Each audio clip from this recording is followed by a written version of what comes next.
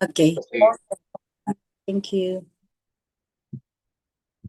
manalangin po tayo. Dakilang Diyos na may bigin at mapagpala sa lahat. Muli po, Ama, kami po ay lumalapit sa iyong harapan upang hilingin ang knowledge and wisdom para sa aming review sa gabing ito. Naway pagtalob niyo po ito sa amin, lalong-lalo na po sa aming teacher, kay Ma'am Ana at kay Ma'am Jen. Naway igawan niyo po sa kanila ang karunungan upang may bahagi po nila na sa amin ang kanila pong nalalaman upang ang aming board exam sa darating na May 27 to 28 ay amin pong mapagtagumpayan. Ama, dinadalangin din po namin ang iba po namin mga kasamahan na hindi po namin makasama sa gabing ito, naway gabayan niyo din po sila at ipagdalawin po sa kanila ang sapat na karunungan upang mapagtagumpayan po namin lahat-lahat ang aming board exam. Ama, binabalik po namin sa iyo ang papuri at pasasalamat. Ito pang aming sa magkalangit sa pangalan ni Jesus. Amen.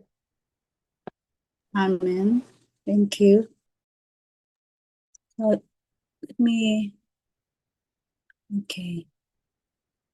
Let me share my screen. Okay. So,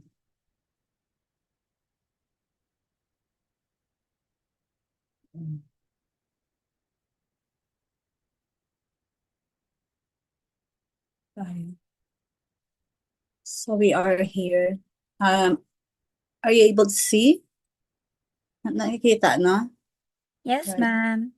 Okay, so we're still here on subject 3, plan implementation, legal aspects, and plan administration and environmental planning. So that's 35%. So for tonight, we will be doing this one. Oops. Should the drawing niya.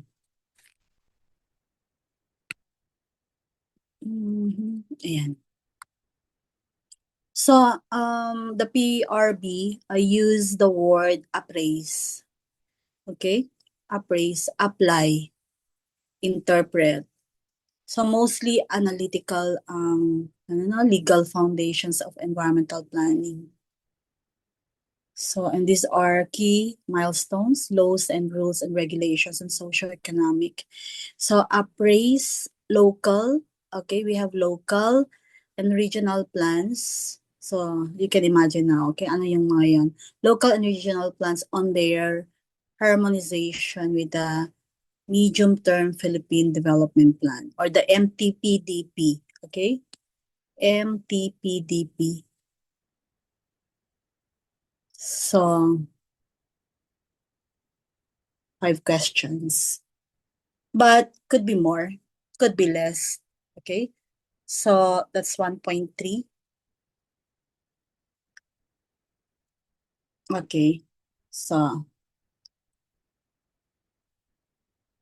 okay, evaluate local plans, local and regional plans on their harmonization with the MTPDP. So we need to analyze. And that's why I said harmonization is the discipline of turning many plans, both local and regional and the national, into one development direction. Di pwedeng inconsistent, ano? But although in reality, they are inconsistent talaga. Yung lalo na sino masusunod, di ba? Is it national, regional, ganun. So why harmonization matters? So these are some of the questions that we need to understand. So this particular slide, di ba, yung 1.3 in the table of specifications, we are evaluating whether local and regional plans are harmonized with the national development direction. So the direction of national development versus local and regional. So the point is not simply to check whether a local plan mentions the Philippine Development Plan, di iyon. So the real question is whether the local vision, the land use choices, and then the programs, projects, investments, and indicators can be traced to the broader national and regional development priorities. So harmonization is a professional discipline. Okay, it's part of the scope of practice of environmental planners, and so it helps us see whether a plan is connected upward to national and regional goals, and then connected downward to actual local programs and budgets, and connected horizontally across sectors such as housing, transport, environment, agriculture, DRR, infrastructure, and social services. So if the PDP or the Philippine Development Plan prioritizes resilient communities and inclusive economic growth, so a coastal municipality, for example, may translate this into coastal protection, safer settlement areas, also livelihood, okay? Livelihood, what's this? Diversification for fisher folk, diba? Kapag coastal. And then we also need to look into the ecotourism standards and climate resilient infrastructure. So while a highly urbanized city may translate the same national priority, kasi yung national priority is general, di ba? So it's general. Kasi sabi naman doon, PDP prioritizes resilient communities and inclusive economic growth. So for a highly urbanized city versus the coastal municipality, a highly urbanized city may translate the same national priority into, for example, transit-oriented development, or what we call the TOD, or flood control, or affordable housing, green public spaces, and solid waste management reforms. So harmonization is not about uniformity, kasi magkakaiba. So there's uniqueness in each of these municipalities, diba? So we speak about, or we refer to the coherence with local relevance. So it should be accurate also, because it needs to express a correct vision down there at the local, at the LGU level. Okay. So why harmonization matters is balagay natin. Okay, harmonization matters because planning systems are or often fail when plans move in different directions. So that's the point. And one office may promote, or one LG may promote road expansion, or another may protect agricultural land, another may approve housing, and another may propose drainage or flood control. So without harmonization, these efforts may overlap, they may contradict, they may, or you may end up wasting your resources. So the first value is a common development direction.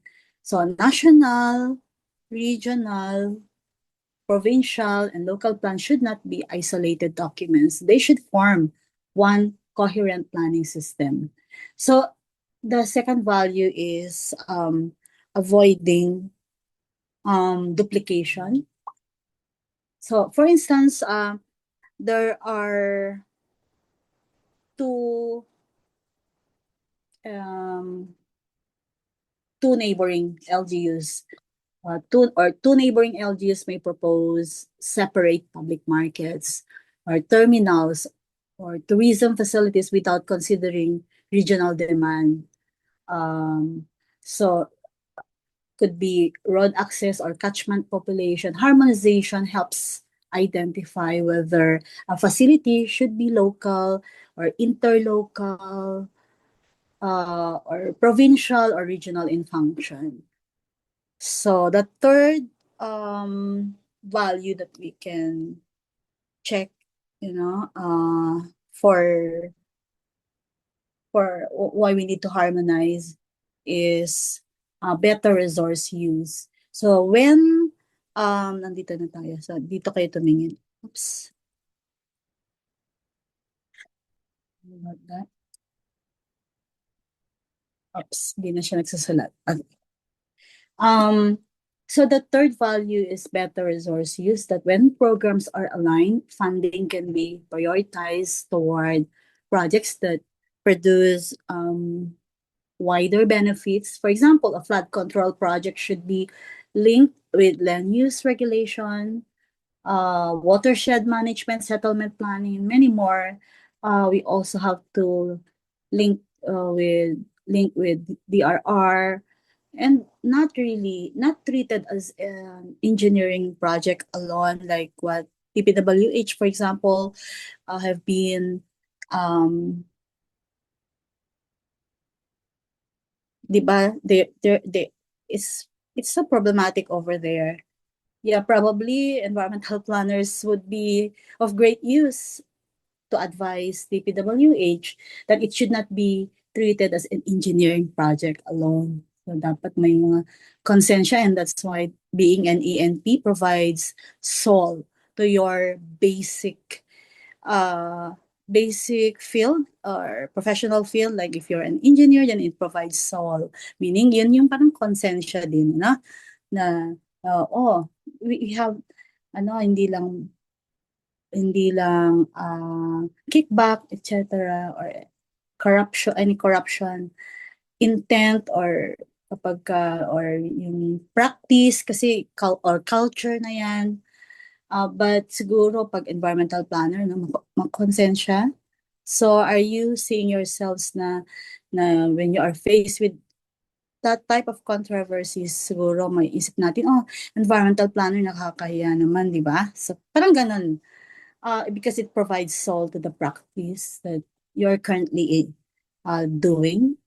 So if you are an architect, etc., or real estate, hindi lang lupa, so magiging center is how you value the environmental concerns. And so the fourth value is better services and quality of life. Okay. Ano ba? So harmonized plans are easier to implement because they connect policy, land use, investment, and institutional responsibility. Okay, so you have to be coherent. So why it's not writing? Just a moment. I just fix my pencil. Okay, so let's make coherent. Oops, hindi na. Coherent policies and programs, balance regional and local growth, accountability, and good governance, and better services and quality of life. So, yun, I was talking about common national vision, avoiding duplication, optimizing resources, and achieving sustainable local and inclusive growth. Okay, so I'd like to show you the hierarchy, especially for those who are not with government. This is something, a challenge for them. Unless na 1 year nyo na siyang binabasa. So, plan hierarchy in the Philippines should be, okay. At the national level, the Philippine Development Plan 2023 to 2028 sets the country's broad development vision.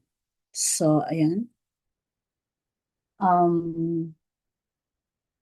So, it also sets the country's goals, okay, targets, strategies, and reform directions. So, but at the regional level, it's also, we are talking about the regional development plans, like 2023 to 2028 in yon. So I'm not sure if there are already in the works, like 2029 and beyond. But this one, the RDPs, translate national priorities into regional development concerns, opportunities, and strategies. Ganun, parang magsuswat kayo, ganun. So these are important because regions have different economic structures, settlement patterns, risk, resources, and infrastructure needs. So iba din yung mechanism, iba yung ano niya, no? Structures niya. Then at the provincial level, the PDPFP, you know, noon kasi it used to be called PPFP. So it's just a framework plan.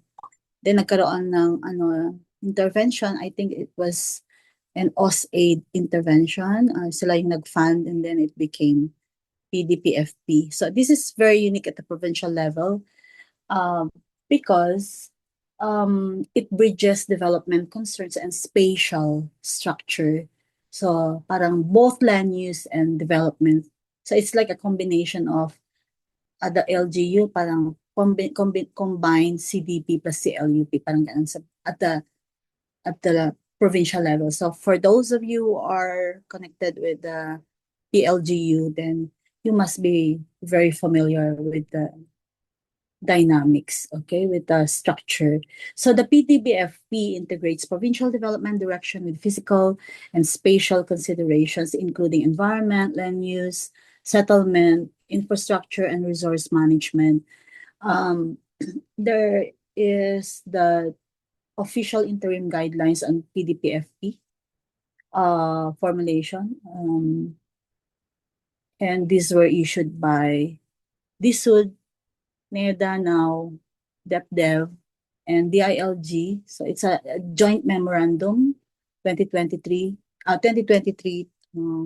dash 001. So I think I can provide you, pero masyadong malaki na yun, ano? So na readings.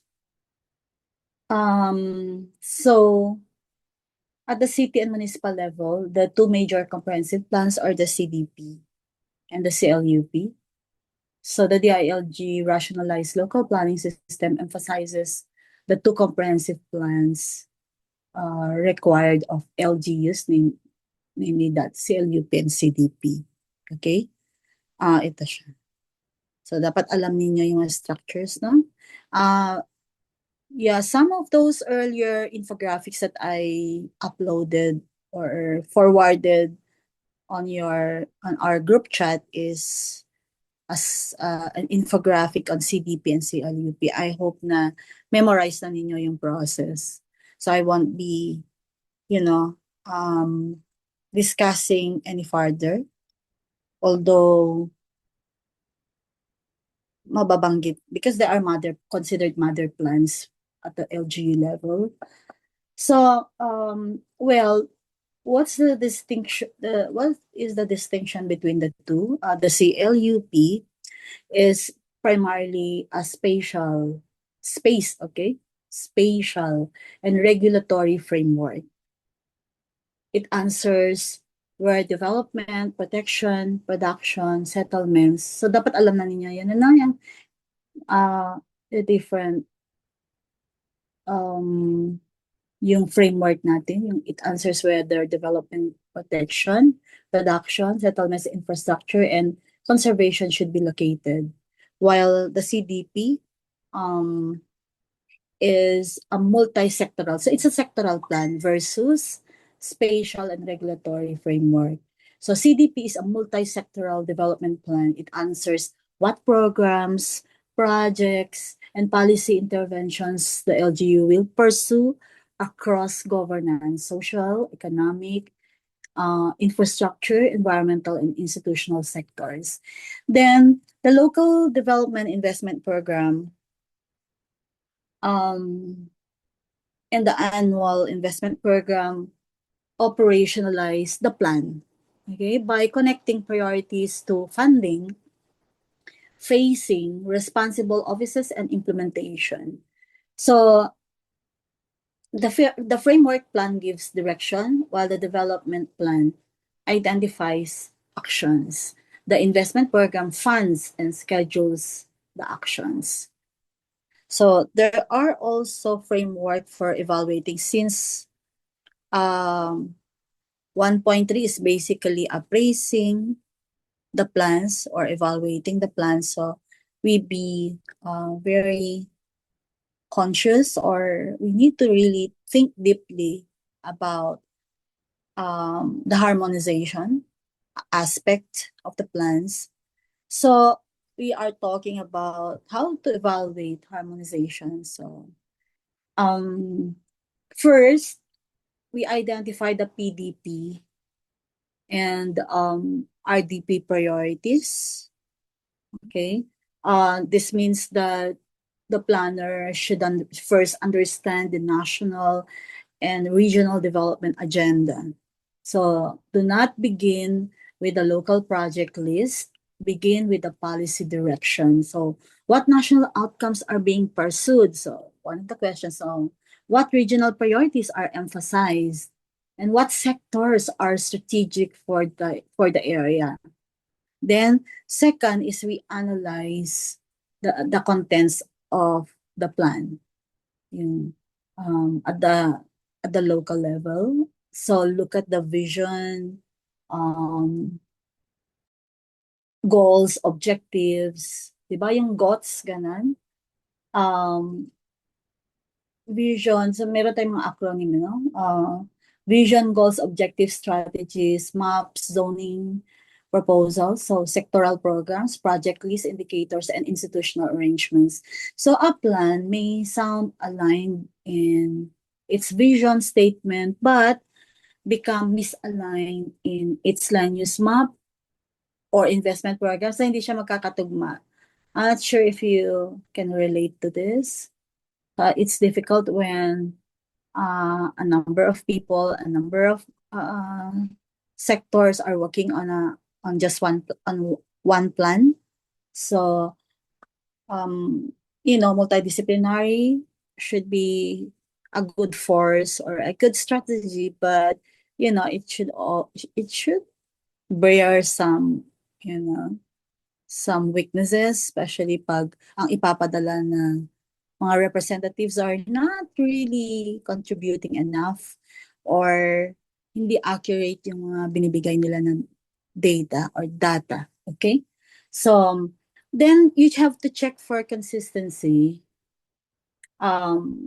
This means comparing whether the local plan supports, contradicts, or ignores national and regional priorities. For example, if a region prioritizes agricultural productivity and food security, halimbawa yung plan sa NEDA or DepDev, then it's focused on, yun yung parang for example, yung, yung kay, sino na yun? Yung IAD, Integrated Area Development, di ba? Yung kay, sino yung theorist doon? Si yung thinker doon, Jong. Si Jong lang yun. Lagi, matatanong ko. You need to think, sino yung nag-proponent ng IAD? So, ginamit yun ng ng NEDA for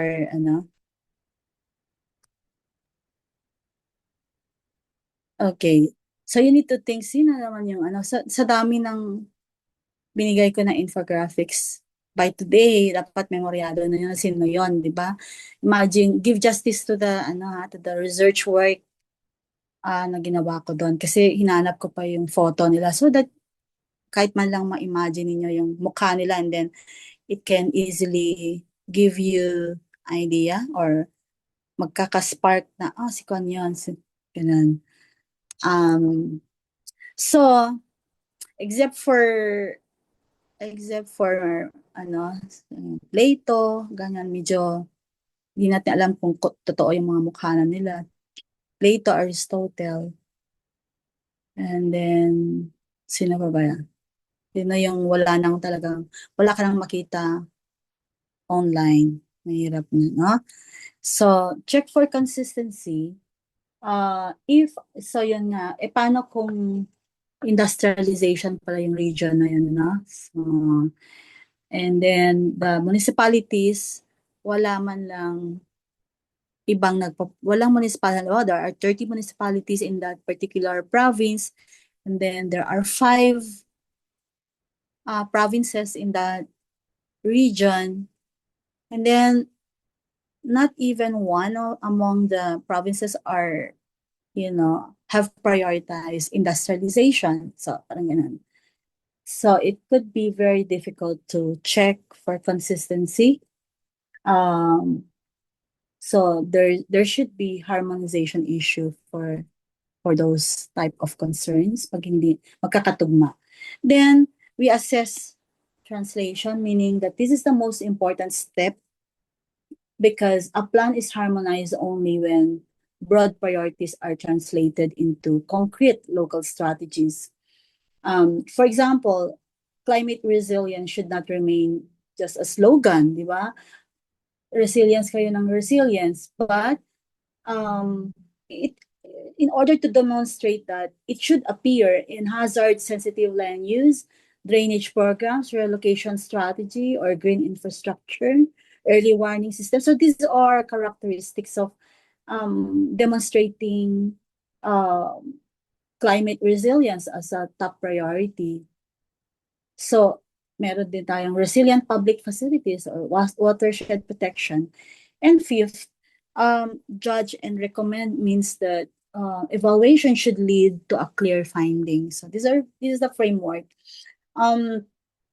Is the plan, so questions like, is the plan highly harmonized, moderately harmonized, weakly harmonized, or not at all? Not harmonized. So the evaluator should also recommend corrective actions, not merely identifying the gap. So, meron yung mga LGUs na magagaling mag-identify ng gaps, pero hanggang ganun lang. No action at all in bridging those gaps. So, or addressing those gaps. Then 6 is monitor and review. Harmonization is not just one-time exercise, that plans must be reviewed because conditions change. Like for example, suddenly you have a new mall, or suddenly meron tayong transport hub, etc. So conditions change in a particular LGU. So population grows also, hazards intensify, or infrastructure projects are completed. So biglang nagkaroon ng traffic in that area. And then also budgets shift and national policies become updated. So it affects all the structures in the hierarchy. So key criteria for evaluation. Okay. So first criterion is alignment of vision and goals. So this one, yung visioning workshop. So I do that like, minsan kapag magaling yung participants, kahit 1 hour lang, kaya na yun pag may ready na, no? Kapag ka medyo may kahirapan and you need to train participants in the visioning workshop. So maximum should be 3 days lang. Beyond that, sobra naman na yung visioning mo na. Pero kung medyo malaki or city and you need to change strategies, then lalo na pag economic, and because there are many conditions already that have been, it's so dynamic na ang daming pagbabago commercially, industrially, etc. So alignment of visions and goals is very important. So the local vision should contribute to the broader national and regional direction. So for example, if a municipality envisions itself as an agro-ecotourism destination, di ba ang daming combination yun, agro, eco, and then tourism. So agro-ecotourism destination. So that vision should be connected to food security, di ba? Rural employment, environmental protection. Kasi nga, because of the word agro, local enterprise development and regional tourism circuits. So pag meron mga combination of technical terms, like for example, when we speak about tourism, so we normally relate that to the tourism circuits. The second criterion is the strategic consistency. The strategies should support each other. So, a plan cannot promote compact urban growth while simultaneously allowing scattered settlements in hazard-prone areas. So, magkakabangga yung dalawang concept, di ba? It cannot promote watershed protection while opening critical slopes into to incompatible development. Okay? So, third criterion is program and project linkage. Programs, projects, and activities, PPAs, di ba, should not appear as a random, parang wish lists.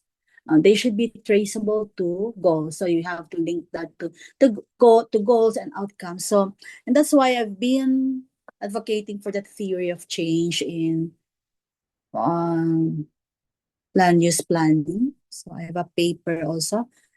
Pag after becoming ENP, and we can meet again for, brainstorming about how we can really analyze, hindi lang yung dahil it's a mandatory plan, etc. But you need to analyze deeply yung CLUP ninyo. Now, for example, if the goal is inclusive local economic development, yung LEP, okay?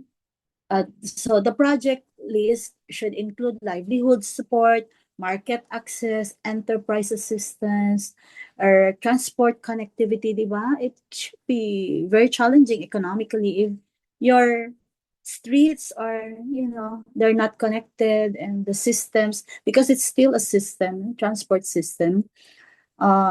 So even skills training, so we need to train people for livelihood, and then an infrastructure that supports actual economic clusters.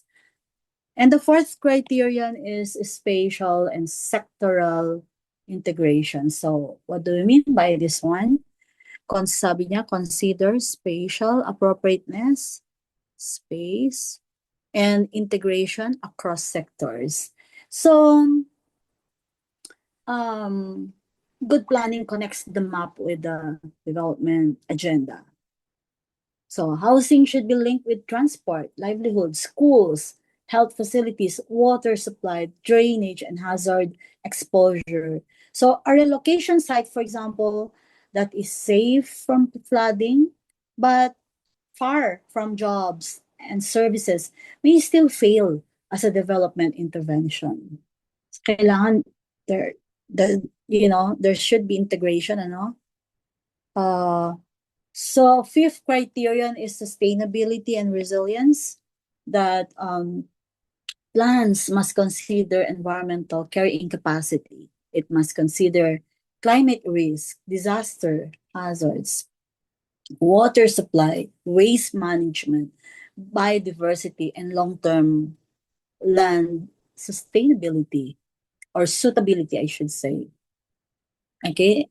Sixth criterion is implementation and resource alignment, that a plan may be beautifully written, daming graphics, daming photos, but if the investment program, budget, responsible office, or schedule and indicators are missing, so the plan remains weak. Harmonization must reach the budget level. So, tools and sources for evaluation. Okay, we have this one.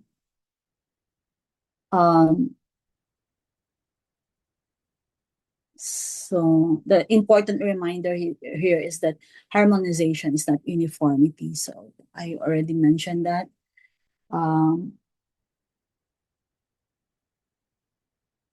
So data and indicators, stakeholder consultation. I hope you would remember all these tools, no? You know what stakeholder consultation means, that when you need to validate plans with stakeholders and sectoral groups, but this is part of the CLP process.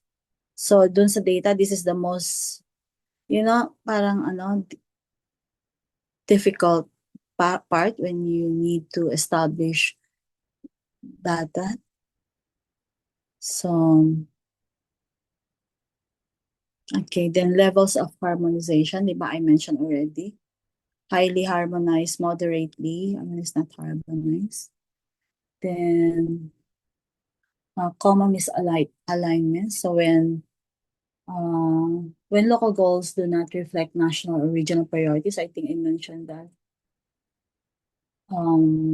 in passing. So when a local plan may focus only on beautification while ignoring flood risk, livelihood, housing backlog, or water security, etc. So another misalignment is projects do not contribute to PDP targets or RDP targets. So for instance, a large convention center may be proposed without evidence of demand. Di ba? Bigla kang magko-convention center, no? And that wala namang feasibility study yon. So kikita ba yung LGU doon or something? Dapat there should be evidence of demand, or connectivity, tourism strategy, or economic justification for it. Each intervention in general should have justification. Then, land use plans that contradict national spatial strategies. So, land use aspect. So, CLUP may declare environmental protection as a goal, but the zoning map may allow incompatible development in protected areas, in high risk or ecologically sensitive areas, and so naalala ko tuloy yung so there was a case na nakarating sila sa Supreme Court, that regarding ECC, etc. Because of that, development in protected areas. Then, duplication of programs or water or waste resources. So that is misalignment. Misalignment. When multiple LGUs may propose similar facilities without considering regional demand or shared service areas. Like for example, meron ng primary or meron ng tertiary hospital in one municipality, and then just 1 kilometer away, yun magpo-propose ka ng isang tertiary. So there's duplication.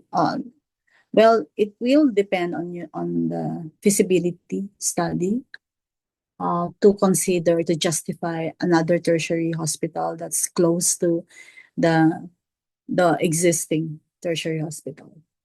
So the fifth alignment is siloed or non-coordinated sectoral plans. This happens when sectors prepare plans separately, di ba? So, halimbawa, housing is planned without transport, drainage is planned without land use, and tourism is planned without environmental carrying capacity, so those things. And the ideal is an integrated plan where goals, maps, programs, budgets, and monitoring indicators reinforce one another. So now you need to understand that in our scope of practice in R8 and 587, so it's one of those listed there is feasibility study, that is one of our major roles. That you support intervention with the study, especially those big ticket projects. So the key takeaway here is that the main message here is that planners should appraise or evaluate local and regional plans by asking whether they contribute to the national and regional development direction while remaining faithful to local conditions. So harmonization drives consistent direction, but it should not produce identical plans. So each province, city, or municipality must still respond to its own geography, economy, population hazard, institutions, and development potential. But the strongest plans are those that connect vision, spatial strategy, sectoral programs, investments, and indicators. So a harmonized plan is not just those plans that were well written. It should be implementable. It should be measurable, diba? What you cannot measure, you cannot manage. Okay, you cannot manage something that you cannot measure. So it should be locally grounded and connected to a larger development purpose. So, hmm, okay. So I think we can go here. Hmm, I think also I mentioned about this already. Mhm.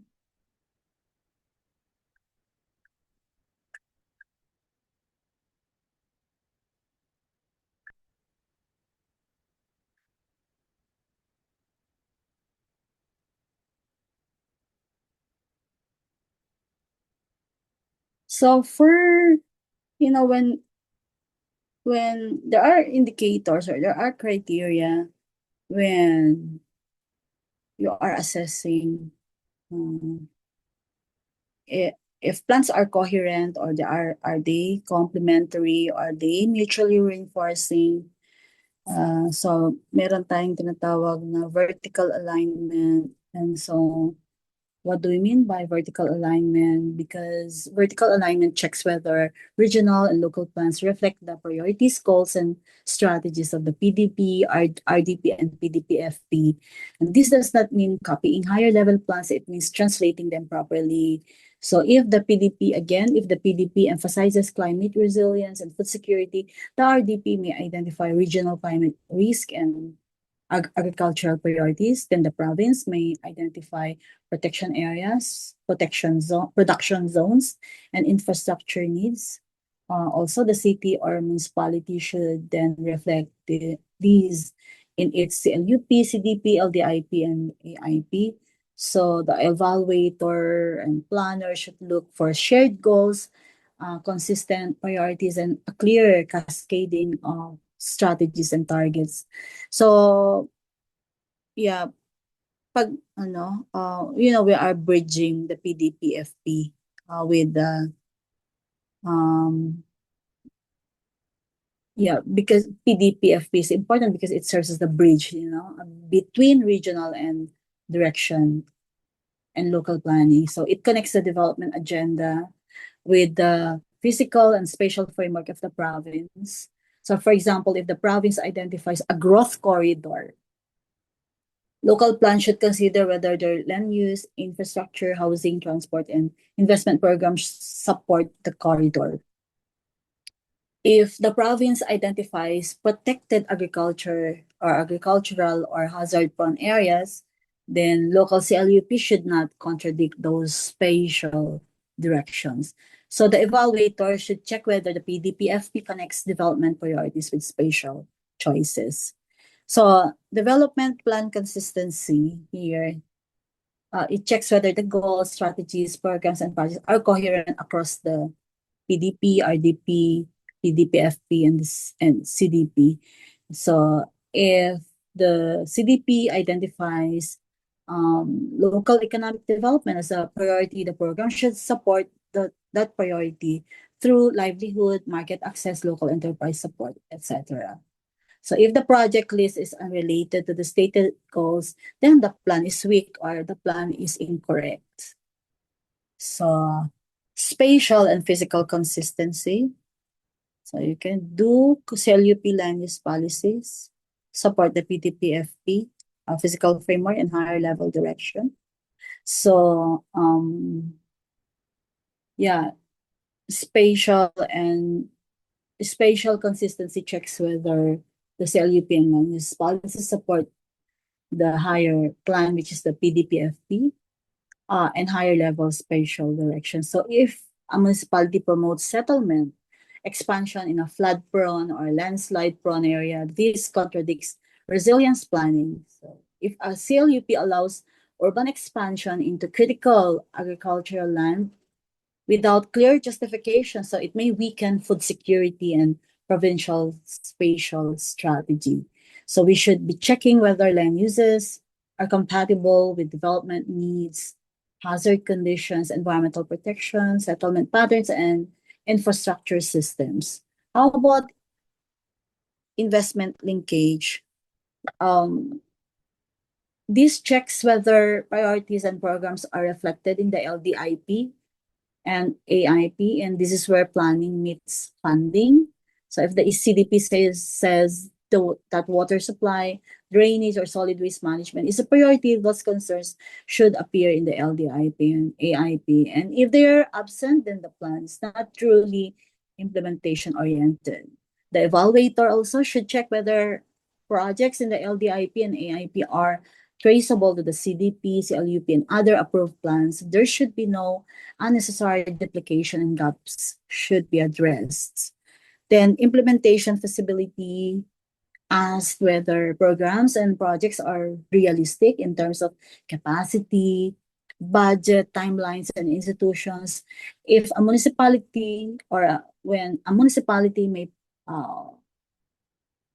or for example, a municipality may propose a major sanitary landfill, but if it has no available site, no funding source, no inter-LGU arrangement, no technical capacity, then the proposal may be weak even if it's aligned in principle. So we need to check whether financing is realistic or institutional roles are clear, our projects are doable within the plan period, and risks are considered. Then monitoring and indicators here. This is very important because it checks whether targets, indicators, and expected results are measurable, and traceable across levels. Diba? What you cannot measure, you cannot manage. And this is why evaluation is indeed essential. So for example, if the goal is to reduce flood vulnerability, the plan should not only say improve resilience, it should identify measurable indicators such as households relocated from high-risk areas, or drainage projects completed, or early warning systems installed, or barangays with updated disaster plans. These are indicators that you are true to your plan. Okay, so so we should be checking whether indicators are measurable. Again, it's time-bound, supported by data, and connected to higher level outcomes. So this is the goal, okay? To produce coherent plans, align investments, efficient implementation, and stronger impact. Because good plans should lead to better services, better use of public funds, and better futures for communities. So please read this. Stakeholder engagement data and evidence, legal and policy compliance, continuous learning and adaptation. It's not part already of the harmonization, but I should want to give you the DSUD, the most recent guidelines of DSUD pertaining to new towns and plan unit development. We normally call this PUD, diba? Planned unit development. Should know what it means. So, lumabas ito sa board exam. Both 2024 and 2025, even 2023 yata. So, itong planning concepts. So, yung neighborhood unit, 15-minute city, smart growth, mixed use and livable communities, TOD, new urbanism. Lumabas lahat yan. So, so what do we need to understand? This is the guideline number 2025-015. August 4, 2025. Ito. So, it is a planning standard for urban development that it serves as a national guide for NGAs, for LGUs, private developers. So, it's another framework, but it should be consistent with the, I think, National Building Code din yung one of the considerations here. So, yung mga concepts and models, neighborhood unit, pag sinabi mong neighborhood, organizes communities around walkable access to schools, parks, shops, and social services, while as 15-minute city promotes daily needs within walking, cycling, or public transport distance. Smart growth is a directs development to existing centers and infrastructure instead of allowing scattered urban sprawl. Diba? So, new urbanism, kabisado nyo na ito siguro, na it promotes human skill, mixed use, walkable, and communities with strong public spaces. Then TOD concentrates compact mixed use development around public transport. Around, mali na naman itong spelling. Around public transport dapat So anyway, I'll note this. Mixed use and livable communities combine housing, employment, services, recreation, and civic spaces to that communities are so that communities are not dependent on a single use zoning. So for example, a PUD,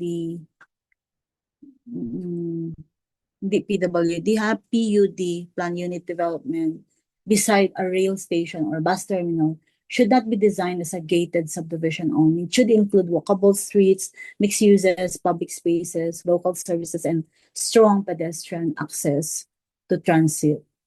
So, site identification and selection criteria, you can read that. And the PUD planning categories. So,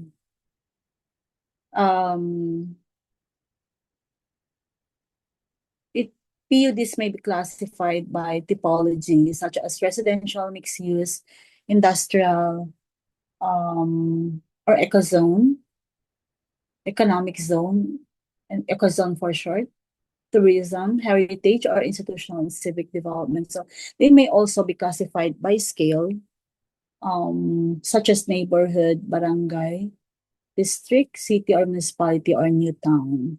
So the recommended planning approach is to prioritize infill. Okay? Ito mamaya. Feeling ko, bibigay ito infill and redevelopment first. Then city extension. When appropriate, and greenfield or new town development only when justified. So this is the opposite of new town. Yung you go outside, outside the big city. So this is first and foremost, kailangan mag-infill muna, infill development or redevelopment, or sometimes we call that urban renewal. So then anyway that we need to mainstream into CLUP and zoning ordinance. So alam nyo na iba na.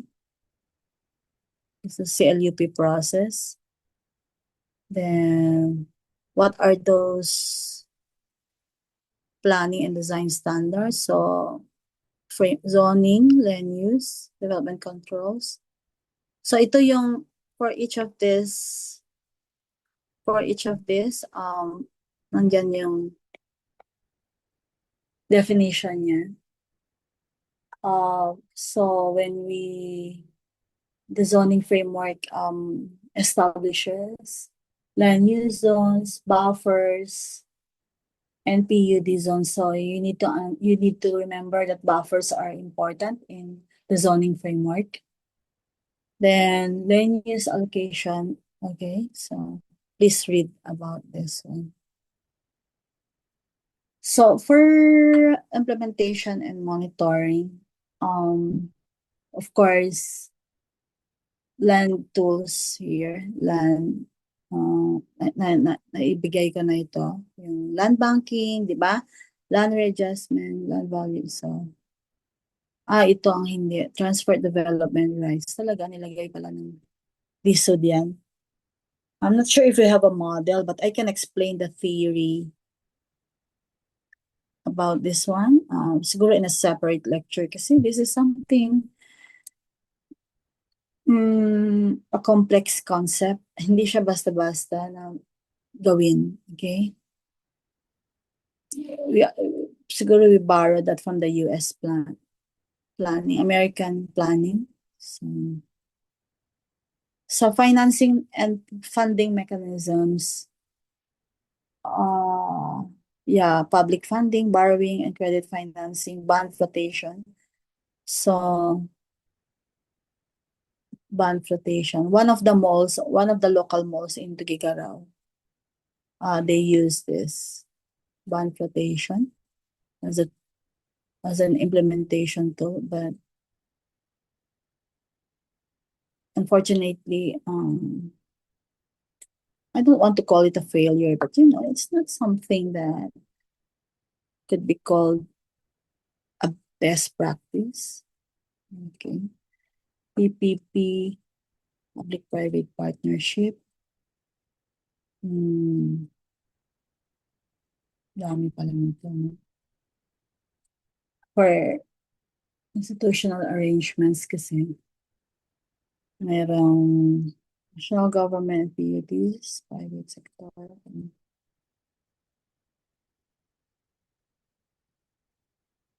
Ito. So this could be another topic. Marami pa pala, no? This is one book eh. Malaki itong book na to. And then, I did not expect na ganito siya kahaba itong. So, you can already look at the legal institutional basis. So, DSUD circular. So, yung DSUD, yung 11201. Then, of course, local government code. And then other laws, like, for example, HLURB guidelines, HLURB. So, where the standards fits in planning. Okay, so that's part of the harmonization. Could be part of the harmonization. And then easements and buffers. So please memorize, okay? Easements and buffers. So I think these are things that hindi mo pwedeng hindi i-memorize. So, kasi bagong ano yan ni Kanye, ng 2025 lang. Last year, anong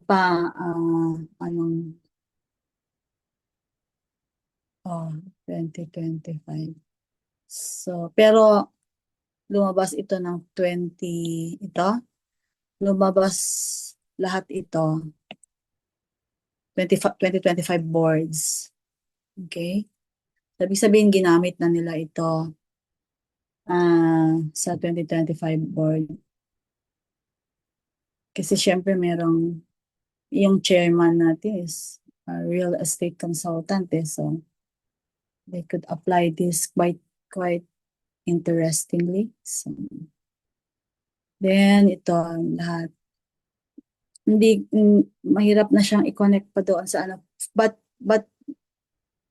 these are anchored from the laws na pinag-aralan natin. So parang dinoble lang doon. So meron siyang wala residential lang kasi yung kinuha natin, ano, commercial, may industrial. So, I gave you 2 additional infographics on yung AO21. Okay? Yung sinend ni Jen sa inyo. AO21 yung commercial. Then yung industrial, yun yung HLURB AO02, Administrative Order 2. So 1985, 1992, and then they included that in their new towns na so meron naman siyang palagay. So residential ito. Kapag commercial ito, so kompleto na kayo sa minimum lot sizes, okay? Na kompleto ka na yung commercial industrial. But this is difficult kasi sobrang laki ng libro.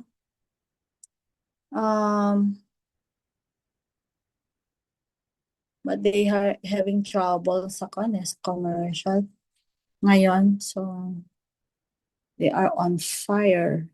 Everything in the industry as a real estate, so having trouble with all these standards.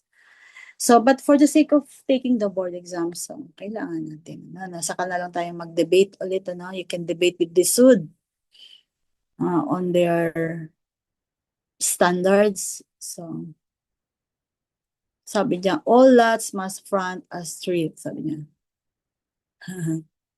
Irregular lots. So, iba yung irregular lots, iba yung minimum frontage niya, and depth must not exceed 3 times the frontage. So, frontage must not be less than half. So, kailangan ma-memorize niyo yan. Bibigay yan. So, sa building controls, so, nagbigay sila ng National Building Code of the Philippines, IRR, of 2005, for yard requirements, commercial, industrial, institutional, and recreational buildings sa setbacks. Build to line, in commercial course recommended to create active street frontage. Again, National Building Code. And then, so,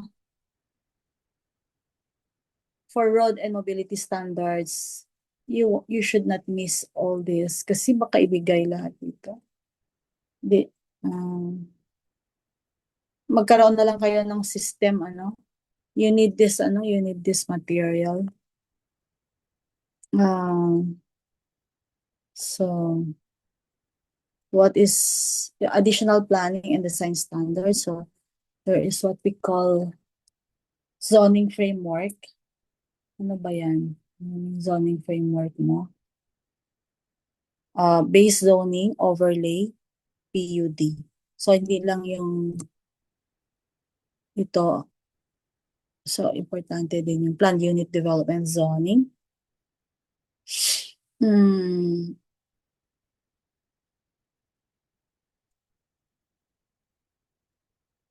So, the main idea or planning idea is that mobility should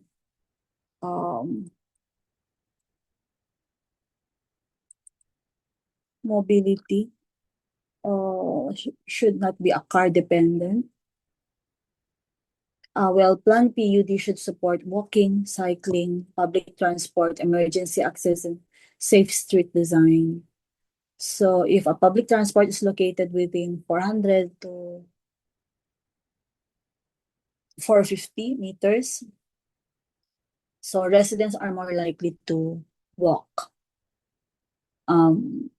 to transit. Okay, if sidewalks and planting strips are provided, so streets become safer.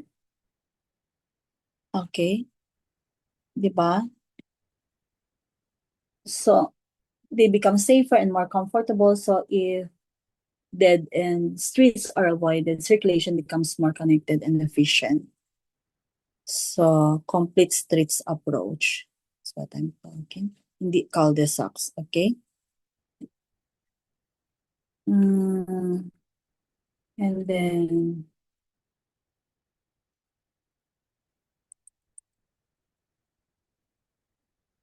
for land use allocation, it ensures a balanced mix of social, commercial, ano pa? Civic, municipal, okay.